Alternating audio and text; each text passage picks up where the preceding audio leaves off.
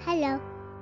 You are listening to Dads with Startups, a podcast about a couple of entrepreneurs who put family first.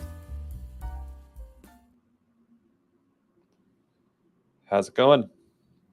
Hello. How's it going, John?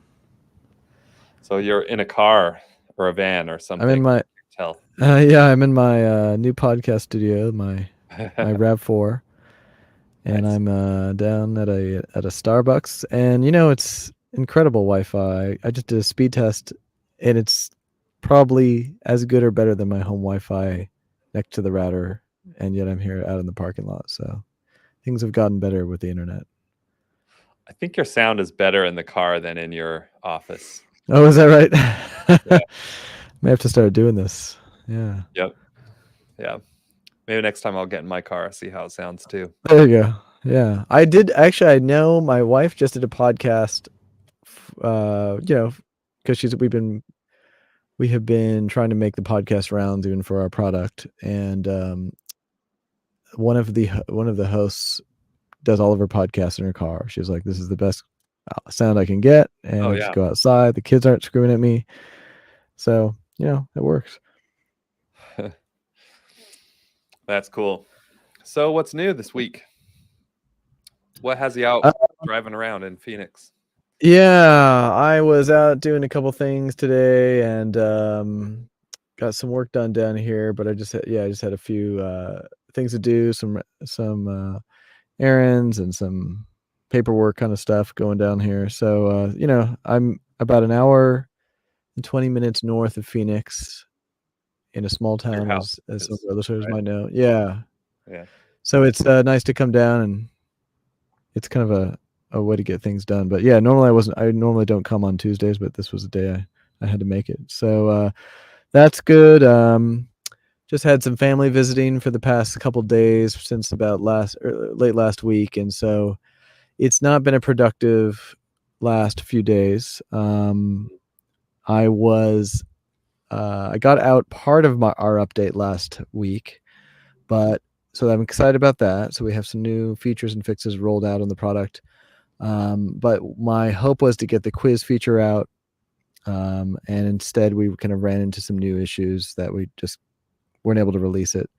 At least we didn't feel comfortable doing so. So we're fixing those right now, and my hope is to have the full update out by the end of this week. So that's the goal. And then other issues have cropped up.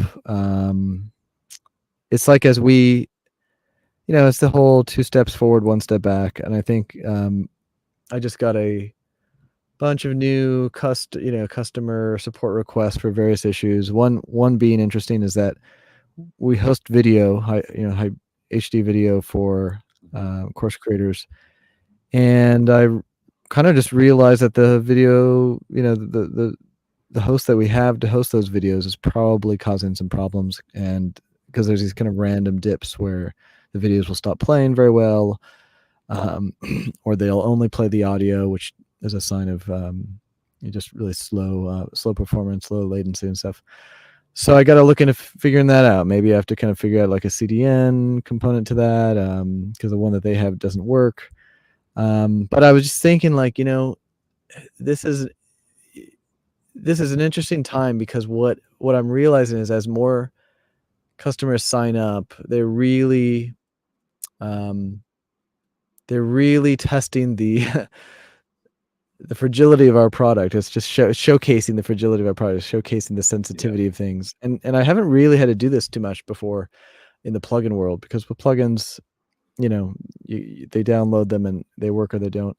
But this has really been an interesting process, and I'm kind of grateful that we're charging so little, because I feel like we need to get to a place where this platform becomes stable and reliable, and it's just not right now. And so it's been interesting kind of thinking about, I'm probably priced about right. I know the typical motto is always up your price, but I think until we really get this thing stabilized and really solid, it's probably a good idea to remain a kind of much lower than our competitors right now.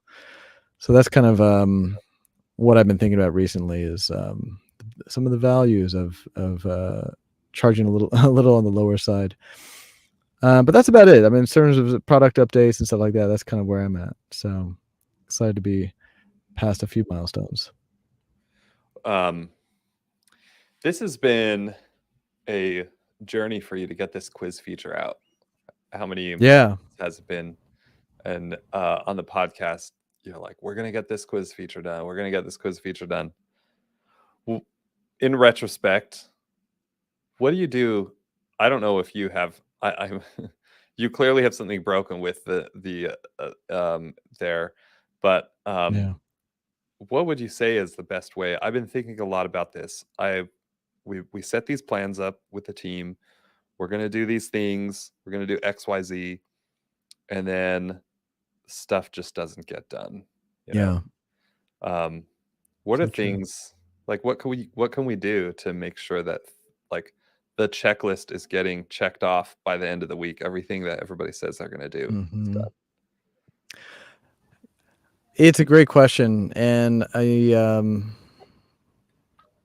think it's kind of especially helpful that our podcast is called Dads with Startups, because I think sometimes some of the issues are related not to work, but to other stuff that's pulling our attention. But I don't know. I'm really thinking the only thing I know how to do is, this has been coming a lot to me too, because just immense frustration with new issues coming in and new things I have to rebuild. And I'm like, oh, I want to get building on this other feature. But before we do that, we have to stabilize things. So we're kind of circling back a lot. And I guess what I'm trying to just do is keep the inspiration going, because I really get frustrated by just like the slow pace of things with our company right now. I just feel like we're not going fast enough. We're not building things fast enough. Things are taking not just twice as long, but often 3 or 4 times longer than they should to me. And so I've just been like, well, the only thing I know how to do is just keep on pushing step by step, tortoise versus the hare thing. I've been reading a book right now. That's an old book. You may have read it, called Startup, a Silicon Valley Adventure. I don't know if you've heard of that, by something Kaplan. It's a book about a company called Go back in the late 80s, where they were trying to build the first tablet computer with like a stylus. And it was going to be like the size of like a notepad and stuff. And he meets with Bill Gates. He meets with a bunch of folks to try to like, get investment and all this stuff. And I'm sort of like, as I'm listening to it, happy to hear how hard this is. Like, they had these great ideas. They were so excited at the beginning of the product when they were riffing on like brainstorming, like what it's going to look like, what it's going to be, how amazing it's going to be. And then as they actually start to build this thing, they just hit nothing but technical problems and every kind of problem you can run into. And then they're running out of money, and investors aren't going to give them more. And it's just, everything is like way behind schedule. Now, sadly, that company didn't make it. It didn't actually work out. So I don't know how inspiring that is. But I do remember, like, one thing I always will remember with technology was, I remember when Steve Jobs took over at Apple again in the late 90s, and the promise was that they were going to rebuild the Mac OS, and they were going to do it based on like some sort of Linux version, or I think it was FreeBSD or something. And I remember the goal that they stated was like, next year we're going to have something to play around with. And I remember like 3 or 4 years later, finally being able to see a prototype of it. And it was just like, it took so much longer than they ever expected. But you look at it now, and it's like one of the most stable, incredible operating systems, available that you could ever imagine. So it's a good question. I would love any ideas you have, though, in terms of actual tactics, because I'm at a loss in some ways. I think it's okay with physical product. You have to get it right. The nice thing about software is iteration, and if you don't get it right, you can iterate, and a week later you can have it changed, and your buyers they have the most recent product. So you mess up on an iPad or whatever tablet, then your company is toast. You get one chance. I don't know the best thing. I have been feeling frustrated lately with on a personal level, I think us founders, family life does prevent you from getting stuff done a lot of times. Um, but or at least it prevents me from pulling extra hours that sometimes I want to. And my wife wouldn't like hearing this, but if it were up to me, I would stay late at work almost every day. Even. Now I enjoy being around by my family. When I come home from work and like nobody's home, and but my wife likes having me there at that time and it's my job to get everybody to come home so we can have dinner and everything. But it's that is a little bit of a disadvantage. That's a little bit frustrating. I've been a little frustrated with the team. I really like my team, but we do these weekly planning meetings every Monday. We get together and we talk about, okay, here are the things that we're going to get done. And we have a column. Basically, it's like a Trello board. Well, we're using ClickUp, but Kanban board where we have a column that's like weekly commitments, and we put in our weekly commitments. And it's like, okay, these are things that I am saying that I am going to get done. Each team member creates their own weekly commitments, basically. Sometimes I'll assign tasks them, but really they're the ones who kind of say what they're going to do. And some people are better at getting things done than others. I'm one of the worst of them, which is really hard because I'm not leading by example. Mm-hmm. And I think that trickles down to the team where they're like, there's not that much of an emphasis. If I don't get this stuff done, it's not a big deal because John never gets his stuff done either. Interesting. Today, and then besides our weekly planning, we do a daily stand-up meeting, like 15 minutes. We get on Zoom and just kind of share with each other like what we're working on for the day. And I had an employee going through a very detailed list of things that are pretty insignificant. Like there were things on his list that take like 2 minutes to do, And so I was thinking to myself, you don't need to be like, this shouldn't be part of your list that you're sharing with the whole team. Like this is either you're trying to make it sound like you're doing more than you are, which he has good work ethic, but he doesn't move as fast as others. So, but I don't think that's really it. I think he just thinks, here's my list for the day that I made for myself, and so I asked the question, what is your goal for the day? Like when the day ends, how will you measure how your day went? Well, he thought about it, and then, well, I guess this one thing, like if I get this one thing done today, I'll be glad. I'm like, that's great. For some reason in my mind, I get a lot more satisfaction just knowing like there's at least one decent sized thing that's getting done. For myself, I had one. My goal was something that here it is the end of the day, I completely fell short on because I allowed myself to get distracted by other requests that have come at me, and it's not like distracted by non-work things. It's just I'm not very disciplined at that either, which is why I don't get anything done that I say I'm going to get done. So I don't have a silver bullet. We're going to try this goal thing for a while and have everybody's, instead of just say, hey, what are you doing today? What's the goal today? Yeah. But it's funny. Speaking of which, about 2 days ago, I saw a tweet by Paul Graham. And again, I don't check Twitter that much, but it's like it shows up and there's something. It says, some say they are more productive after having kids because it forces them to focus. I'm happy for them, but this has to be the exception rather than the rule. Or word would have spread, and ambitious people would be eager to have kids for extra productivity they'd bring. And I just was like, yeah, that's you constantly kind of hear this as some sort of like, oh, after kids, I got so much more productive. And I can't say that's my experience at all. But I will say my ambition maybe did get it. I think my ambition has increased. Like I have a better reason now to do stuff. Whereas before I was like, well, what's the big deal? I'm comfortable right now. Kids definitely put you out of your comfort zone, and they do create necessity or a desire to kind of achieve more maybe, and things are more expensive, so you have to really up your game. But definitely productivity. I mean, I wish I had the old hours that I had. I mean, those were golden hours that I kind of squandered. Yeah, productivity is definitely not the right word. Motivation, yeah, maybe that comes with age too, though. But I think a greater sense of responsibility and everything. But again, I was in my 20s without kids and like not thinking about my career as much as I could have been. So true. I can't say I have regrets though. So no, and I mean, it's interesting because what has helped me just deal with the frustration, because I do feel like that frustration, there's a certain level of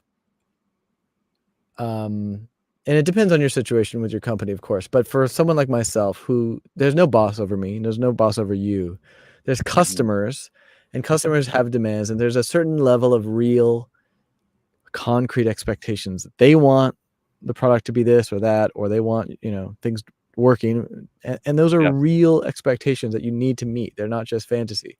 However, without a boss, you're the one still setting the deadlines for, okay, we're going to have this feature out, or we're going to have this marketing plan out, or whatever. And so we're making a certain level of arbitrary decisions about when, and based on kind of our hopes of reasonable expectations of getting them done. But when we miss them, which happens quite often for me, when those deadlines swoosh by, it's a choice at that point. It's like, am I going to be upset, and I'm going to let it stress me out more and feel this feeling of like anguish, or am I going to let go a little bit and just, okay, it takes longer. And that's something that I've been struggling with, to be very honest, because I'm constantly, if I don't catch that, I will let myself get into twist up into a big ball of stress and just be like, it's not moving fast enough. And I think what's been helpful to me, this is actually one of my cathartic ways of de-stressing, is to listen to some of these audiobooks of really struggling times of other entrepreneurs. I may have mentioned it earlier last year. I listened to a really good biography about early days of SpaceX. I have to say, it's one of the most healing books I've ever listened to as an entrepreneur, because first of all, I'm doing nothing like a 100th of complexity to what he tried to do with putting his rockets out there as a private company. And his expectation was to have rockets up within like a year or two of starting. And it took almost 6 years before they finally got one that didn't blow up. And then the amount of money he thought it was going to take way surpassed what it really, what his expectations were. So it was really helpful, and just the level of just people knocking their heads against the wall to get this thing right, and the failures were so costly and so painful, that it really did help me. Okay, let me recalibrate. I'm doing something that's not as complicated, so it shouldn't be as hard as that. But it's also technology, and technology is hard, and business is hard. So there's a pendulum, right, of stress versus complacency, right? Yeah, I guess, is that the right word? Where you don't care that you missed the deadlines, and good point. You don't care too much. You may feel emotionally healthy, but your business suffers. So you have to have some. Got to find that balance, right? Yeah. So next week you'll have this feature completely launched. Is it partially launched? Like, is it like in beta mode? No, not yet. No, that's the thing. We're trying to get that part out, is the beta mode. And honestly, it's pretty close. I feel like we're in the last, it's like I had this bug the other day that I couldn't, I spent 3 hours trying to figure it out. It was driving me crazy. I'm looking all over the place. I just give up finally. I'm like, okay, I'm obviously not a great developer. I know that. Let me just send it to my guy. I know he's not going to work on it over the weekend. So today I finally look at the Git, the repo. It's one line that was someone commented out like an essential script echo or something like that. And I was like, ugh. Like, this is the that line not being commented out. I could have launched last week, but so it's stupid things like that where it's just like, oh, we're so close. But yeah, that one little thing, if I had launched it with that, it would have been, people would have been like, so it's that's frustrating because it's like 3 days go by because of that stupid little mistake. But I do think, we are close for this, and it's coming. It's coming. How about you? I'd love to hear. Oh, sorry, go ahead. Oh yeah, well, I've had a feature that I have been working on. I think I opened the branch maybe like 5-6 months ago, and it's pretty much the only main big thing that I've been working on with the product, which hasn't been very much. Obviously, I worked on it a bunch, and then it went on hold. I attended all those conferences. There are a lot of other things that got in the way, including home family life stuff. We installed a yard, installed a sprinkler system, which I found myself doing a lot of that when I wasn't at conferences because to make up for time there. And it was a rough fall season last year in terms of I did not get anything done with work besides going to those conferences, right? But yeah, juggling a lot. And anyway, I finally launched this thing. It's a calendaring feature. So when building inspectors are out, they can also manage their personal calendars from the app. Everybody, nice. They don't like dealing with two calendars, the inspection calendar and then their own personal calendar that has, lunches and meetings and other things. So I thought to myself, well, everybody's probably using like Google Calendar or Outlook Calendar. They're not going to want to use like this calendar in here. Turns out these inspectors, they do want to use, they want this to be their calendar. So I obviously used a third-party library. I think it's called Big Calendar. Nice. JavaScript calendar library to generate the calendar. Just passes some events, creates a calendar. I can just stylize it. But I implemented the main event part wasn't a lot of work. What ended up being way more work than I thought was recurring events. So I implemented a way to add recurring events, which on the surface also didn't seem like that much. In fact, I time blocked each week. I was like, I've got 6 hours left on this. And then I would work more than 6 hours. And then the next week come by, I've got 6 more hours. And that went on and on. There's a lot of complexity I didn't realize or appreciate when it comes to recurring events. So, when you think about, okay, you have a recurring lunch event at 12 o'clock every day, right? Well, what happens if you edit one of those? You don't want to edit the rest.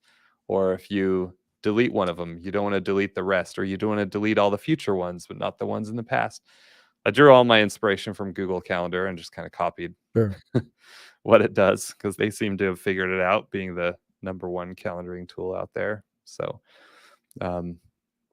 yeah, it's really nice to get all those done. Conditions. Yeah, a lot of ways to handle it. So that's felt great, and now I can focus on some other things. Nice. I think I have this nagging feeling. I made some goals for myself, which we talked about a little bit last week, or last 2 weeks ago. And I plan on hiring another customer success rep, a full-time kind of a manager type of a role, to just own all of that. Right now, I kind of act as that manager, and I have employees that I have them do work for me. I need somebody who can just take that over. That's been the biggest time sucker. And ever since I had that in my mind, I'm going to hire somebody to do this. Now, every single day when I have to do those types of tasks, I'm like, oh, I can't wait until the fall. And I'm starting to think, I was going to wait until fall because I have one person who's a student who will be full-time in the summer, and she's amazing at the job. But I can't help but think I should just do this sooner, like hire it sooner. And maybe for 3 months in the summer, each person will have a little bit more free time to do other things, I guess, or something. But it's really getting in the way of me being able to do things that grow the business. So that's been on my mind. To know. Yeah, that sounds like it could be and I think that's the other thing, as you were asking earlier, what can we do? the thing that's been coming to me is sort of what we talked about a little bit last time, which is how can we create processes, systems, and find the right people so that we can pull these laborious tasks off our plates and have them repeated in a way that's high quality still.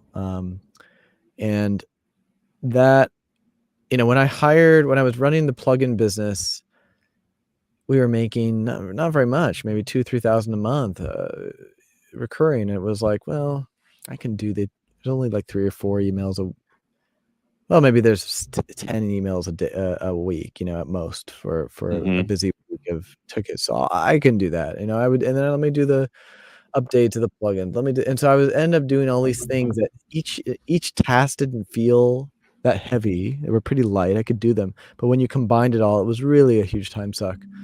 And when I trained one of our great, she was a really great assistant in another one of our companies. She had known nothing about technology, but I knew she had great work ethic and was willing to learn and liked challenges.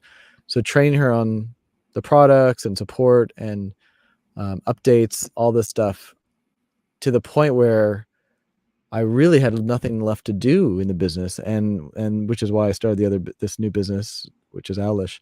And I think that's what I need. I was really like, I need to get some of these little tasky things off my plate, because this is one of the reasons I'm not making my own deadlines, is that I'm just wasting time on things that I know other people could do.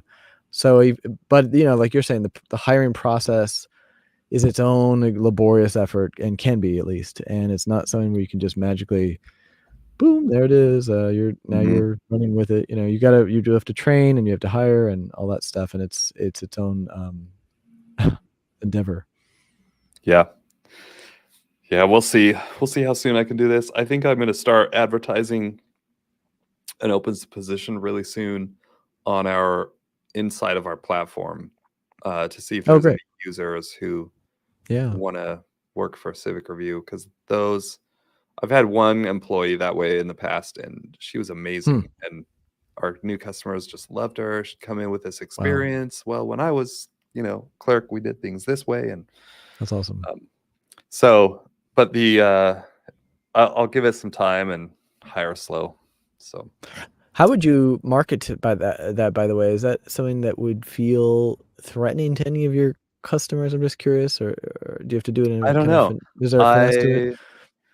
Last time I just had a little message that said we're hiring on the login page. Oh, okay, that's great. Yeah. If users click that remember me box, they only have to re-log in every like 2 weeks or something. So they're gonna see it. Nice. That's smart. Once or twice. Yeah, which is pretty. It's pretty subtle. It doesn't scream, we're trying to take your best workers out there. But it's if someone's looking, they're going to be on that login page. So yeah. I thought about that, because I don't want to be poaching my customers' awesome employees. Right. So, that's great. That's a smart idea. I like it. Yeah. Well, very cool. Anything for next time that you'll be checking off your list? Oh, that's a great question. See, this is what I'm talking about. I have no direction. I have. I'm looking at my list here. Our biggest thing this week is getting a customer launched. This is a funny story I could share. So we have a customer. They are using us for all kinds of permitting and licensing, and they set up the licensing stuff in December and launched with that. They're good to go there. They're using it already, and now we're in we're entering this phase of working with some other types of permits, not building permits yet. So building permits were slated to be built out in the spring, and they wanted to kind of approach it slowly so that their staff could have times to kind of digest these changes, and which is a little slower than we typically like to do, but we're like, okay, whatever.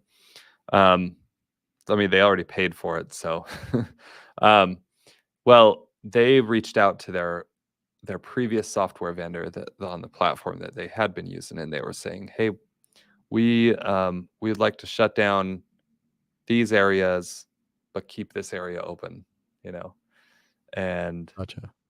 as soon as this software company figured out that they are shutting everything down, like they're quitting, they're churning out, they're the owner of this company, and it's a nationally known, like I'll go to conferences and people know about this company all over the place. So the owner sent them, and this is, I don't know, it's not the biggest customer like value, whatever, but the owner sent them this email that was like, well, this is your notice of termination, and as at the end of January, your account will be shut down. You know, it's like, start collecting your data right now. How much time did they give them? About 2 weeks. So, wow. Yeah, I know. And considering the switching costs involved here, I mean, they 2 weeks notice, and they're like, well, I guess we got to do this now. And so they reached out to me, and I was like, I think we can pull it off. Here it is, January 31st today. And we are a few days away. Not our own fault. It's the customer's fault, but they know that. It's just textbook how to treat customers poorly, like how to burn bridges 101. You know what I mean? And I haven't had any churn yet, fortunately, but I can imagine there are scenarios where a city leaves one software to use another. They're not happy about it, and then they say, hey, can we actually come back? You know? Yes. I know that happens sometimes, right? And so you're burning these bridges. Like, I can guarantee you, if this customer had a bad experience with us, they would not be going back to their other former solution. Even if, you know, there's no way that's going to happen. So it's just surprising to me how this large company, the owner himself, emails them, kind of throws a little fit, and I see. So I misunderstood. So it's not like he's shutting down that product or something just for everyone. It's the specific customer he just decided to fire, which is the city, I guess. Yeah. Mm-hmm. Yeah. Jeez, wow. That's the other vendor was like, well, we're shutting you all down in 2 weeks then. And that was that. End of conversation. Wow. That's some hairy stuff. Yeah. And I think in that, in a small world like the one you're in, that does get around, I would also assume. And that's why conferences are there. So yeah, be careful. Be careful out there. That's really interesting. And just not, you know, in general, it's just not professional. There's a small SaaS that we've used for email kind of support service for years, like 6-7 years now. They were really hokey when they began and had a lot of bugs, but we stuck with them.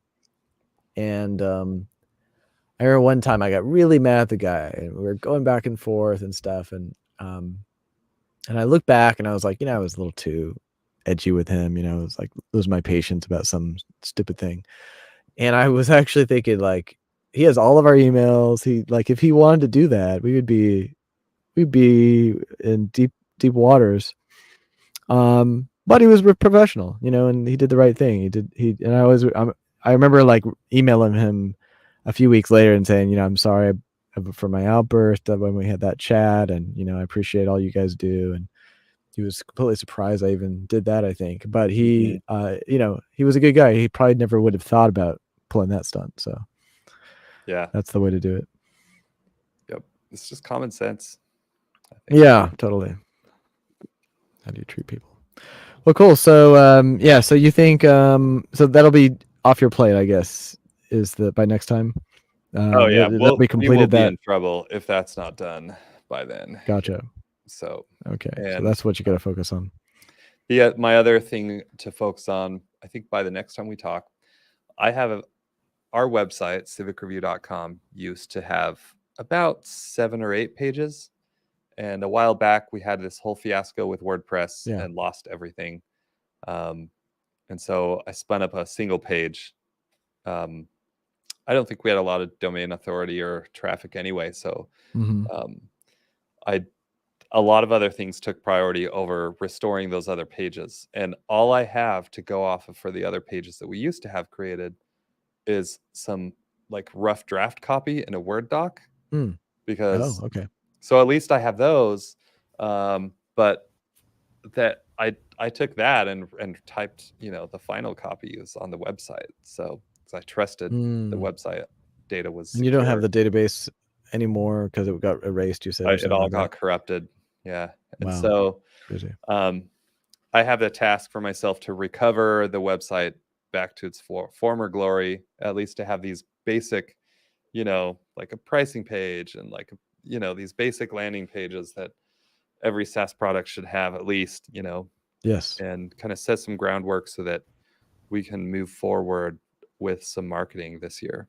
So cool. Yeah, that sounds like a good goal to get up. And I think that's actually one of the tactics that one of the tactics I remember Rob Wallen talking about was really dedicating. This is something that we've been trying to push out ourselves on our website, is a dedicated feature page for the biggest stuff we have, the biggest features, and really kind of going into it because it can really serve as a strong SEO anchor or a magnet, I guess, track folks to your product. So good idea to do that in general, which would be good. Yep. Cool. Well, that sounds like a lot to work on the next couple of weeks. So with that in mind, I guess that's all I got. Anything on your end? Nope, that's it. All right. Cool. Good chatting, Kevin. Right, talk to you later. Yeah, we'll talk to you next time. Thanks for listening. You can learn more by visiting dadswithstartups.com. Please rate and review us by going to ratethispodcast.com/Dads with Startups. Until next time, bye.